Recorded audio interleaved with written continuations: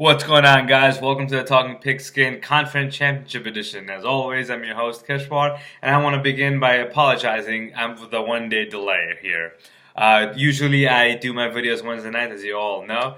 However, last night I was at the San Antonio Spurs versus Brooklyn Nets game, and I got home really late and I couldn't get to it. So, sorry for being one day late, but hey, it's still before Sunday, so that's all that counts, right? Quick recap of the divisional round weekends. As always, I said beforehand that divisional round is the best weekend of football in all of NFL season, and sure enough, it lived up to it on Saturday afternoon and Sunday for both games. Sure, the Saturday night game was a wash completely, but there was a significant moment in that Tennessee and New England game that I still haven't gotten over. There was a play, I don't know if you guys remember, where it was fourth down and New England just had a false start. They were about to punt it from their own end zone. However, they picked up the flag, reviewed it, and gave the ball back to New England. It was first and 10 Patriot ball. They went on to score their first touchdown, and from then on, the Tennessee Titans were defeated completely. So, never seen a flag get reviewed like that, but of course, in Foxborough, anything funky can happen.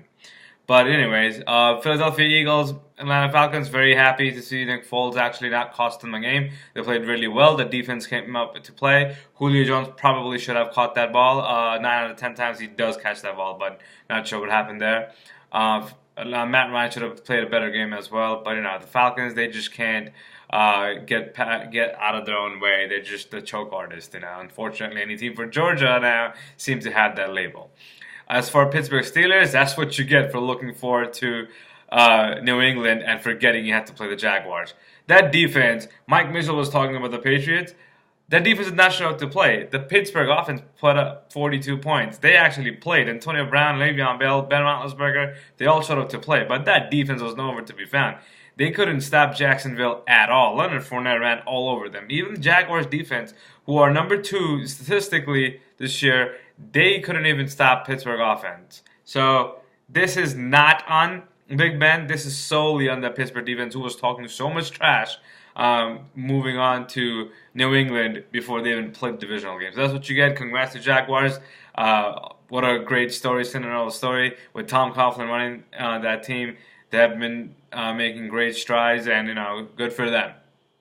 As for the miracle in Minneapolis, what an ending! I haven't seen that ending in quite some time. The last 10 seconds of the game, all Marcus Williams, a rookie safety who had a sensational year, I might add, just had a rookie mistake. He got too excited, got caught up in the moment, and wanted to make a big play, and unfortunately it cost him dearly. I do feel bad for Drew Brees. He probably was looking good to take on the Philadelphia Eagles and probably advance to the Super Bowl, but it just, the Vikings, they're not a team that anyone likes to hate on. They're actually a good team, and to see a team that can potentially play in the Super Bowl and host it is always going to be fun to watch. So props to the Vikings. Really sad for the Saints fans.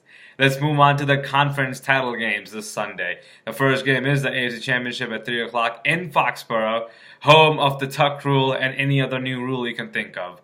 They're going to take on the Jacksonville Jaguars. Now, this is going to be a very interesting game. With Tom Brady not practicing this week, this is going to be on the Jaguars' defense's mind. They're going to try to attack him from the very first snap, and I hope they do, because that's the only shot they have. The more hurting they put on Tom Brady, the better chance they have of winning a game in Foxborough. Do I see it happening? I don't foresee it. It's still Tom Brady, 5-time Super Bowl champ, probably, will not take the Jaguars defense lightly. He'll probably be ready for any looks they throw at him. As for the Jaguars offense, Blake Bortles played a decent game last week. If he can continue to play like that and let Leonard Fournette and TJ Yeldon run up the clock just by rushing almost every other play, maybe they have a shot, but it's in Foxborough, and I'm not going to go against Tom Brady and Bill Belichick. So I've been picking the New England Patriots to advance to the Super Bowl once again. Shocker. And as for the 6:30 game, the NFC title game, this will be a very close game where the Philadelphia Eagles will host the Minnesota Vikings. It's going to be a very defensive game. I think both Case Keenum and Nick Foles, they've come a long way, and we got to feel good for them. Hopefully they'll have a good game for themselves, but in a very tightly contested game, just like the Vikings and Saints game. I also believe the Vikings will pull it out at the end and be the first team to ever host and play in a Super Bowl. So there you have it. I think Emerson Griffin, Harrison Smith, Andrew Sandejo, that defense will be ready to go in Philly. Both games will have pleasant conditions. I think the temperature will be in the 40-degree range. No inclement weather in sight, so shouldn't be a factor anywhere. I just hope both games are entertaining and we all get to enjoy it and look forward to a New England Patriots versus Minnesota Vikings Super Bowl on February 4th. Now, next week will not be on since the Super Bowl will be 2 weeks from now. 2 weeks from Sunday, sorry. So I'll see you Super Bowl week, Wednesday night, with the final pick of the season. And until then, I hope you guys enjoy Conference Final Sunday, and I'll see you guys in 2 weeks. Good night.